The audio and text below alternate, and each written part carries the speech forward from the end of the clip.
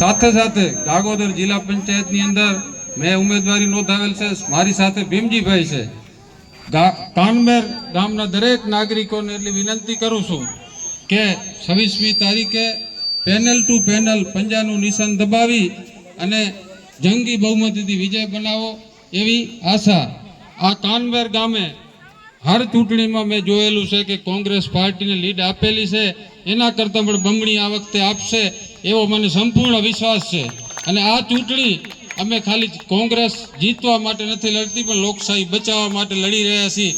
આ પાર્ટીમાંથી મેં ઉમેદવારી નોંધાવી છે, તો ભારતીય જનતા પાર્ટીના આગેવાનોએ મારા ઉપર અપહરણની ફરિયાદ કરવા માટેના પ્રયત્નો કર્યા છે, તો એના સામે એનો જવાબ આપવાનો છે 26મી તારીખે. એટલે આ કાનમેર ગ્રામજનોને હું વિનંતી કરું છું કે 26મી તારીખના દિવસે એક પણ મત ક્યાંય ન રહી જાય. કોંગ્રેસમાં પેનલ ટુ પેનલ મત આપી વિજય બનાવો.